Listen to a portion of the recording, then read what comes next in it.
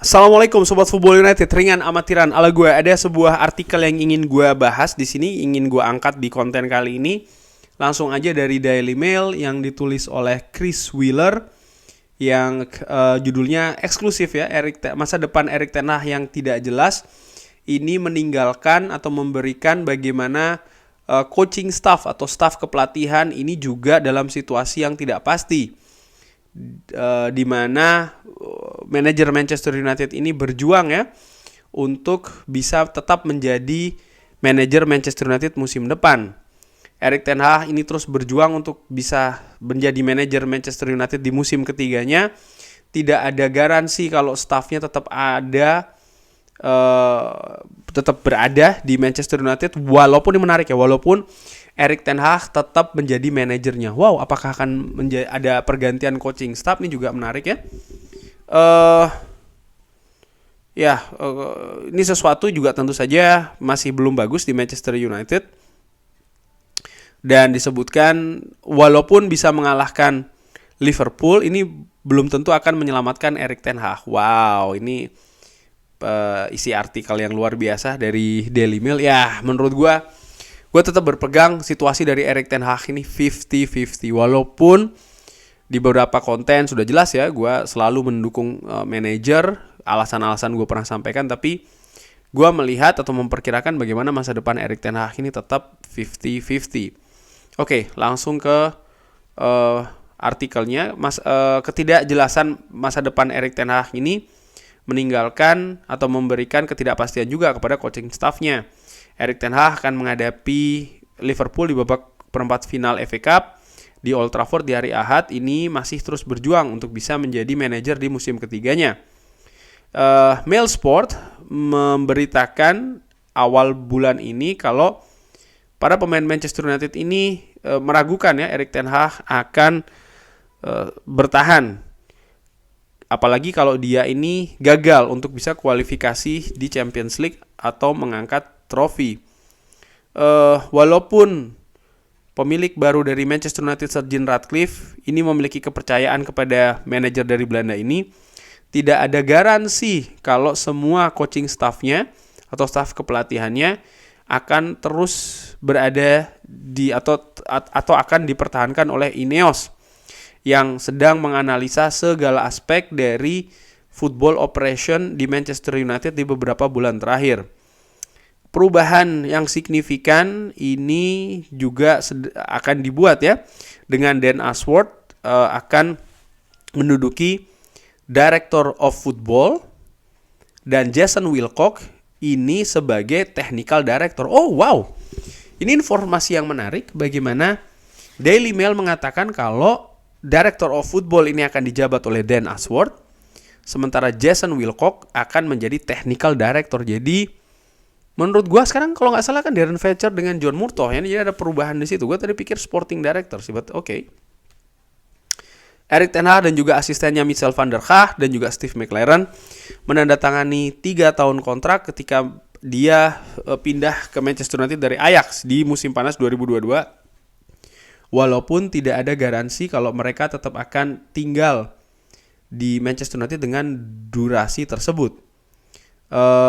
Yang lain seperti pelatih penyerang Benny McCarthy, ini kontraknya akan selesai di bulan Juni, dan tentu saja dia juga mencari kepastian terkait dengan masa depannya di klub. Benedict McCarthy ini sangat populer di tim utama Manchester United karena pengalamannya sebagai seorang pemain yang tentu saja termasuk memenangkan Champions League dengan FC Porto, dan juga kemampuannya untuk berbicara di beberapa bahasa.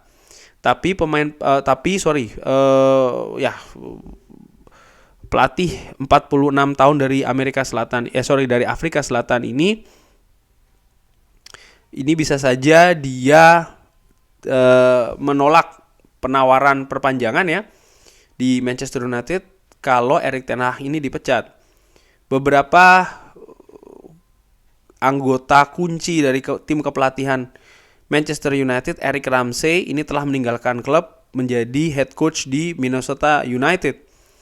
Situasi ini menggambarkan bagaimana ketidakpastian sejak Ineos ini datang ke Manchester United. Dan tentu saja juga perubahan di football operation yang ini terjadi ya pekan ini di Manchester United. Nampaknya akan melakukan restrukturisasi di korporasi klub dan artinya pegawai-pegawai klub ya.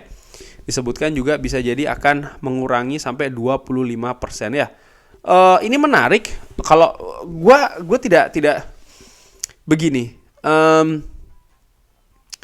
Bagaimana situasi dari asisten Erik ten Hag ini juga harus dipertimbangkan menurut gue. Karena mereka ternyata tadi disebutkan di artikel, mereka ini dikontrak 3 tahun juga. Steve McLaren dan juga Michel van der Kah. Artinya apa?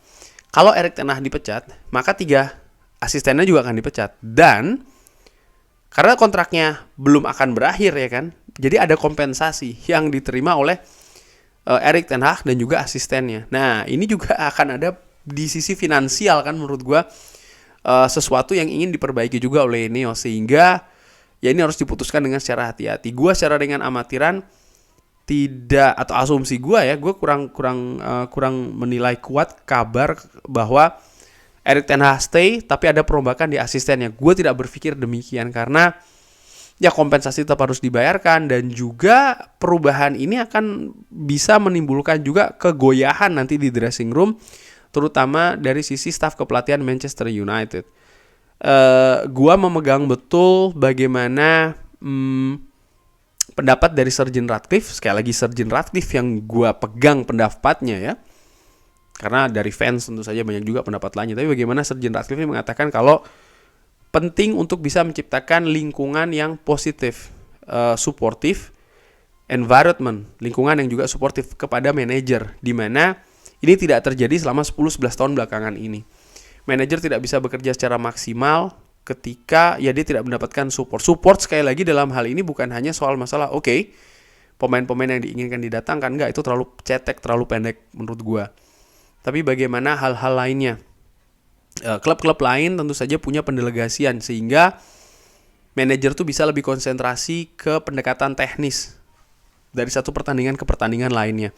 Sementara hal-hal yang di luar dari sisi-sisi teknis detail dari satu pertandingan ke pertandingan lainnya, ada pihak lain yang menyelesaikannya. Dalam hal ini sporting director kah, atau football director kah, atau technical director kah.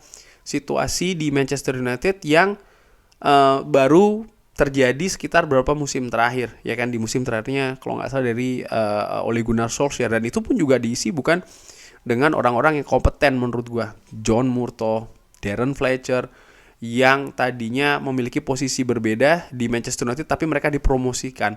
Artinya pengalaman mereka di posisi yang mereka duduki saat ini tidak banyak.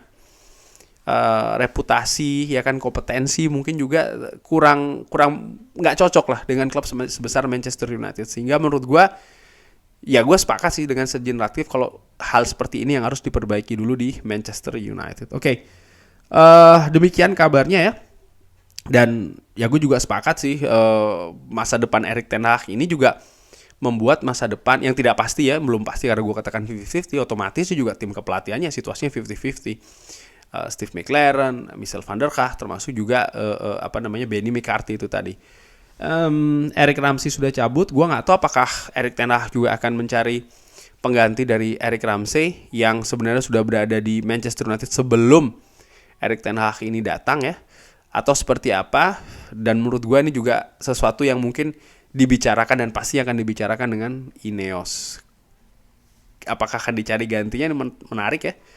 Dan kalau tidak sih kayaknya lebih baik sih dicari gantinya ya, karena sekali lagi pendelegasian itu juga penting sih, tugas-tugas di tim kepelatihan. Kurang lebih demikian. Bagaimana menurut Sobat Football United? Seperti biasa bisa drop di kolom komen. Terima kasih sudah menyaksikan. Jangan lupa like, subscribe. Wassalamualaikum warahmatullahi wabarakatuh. Thank you.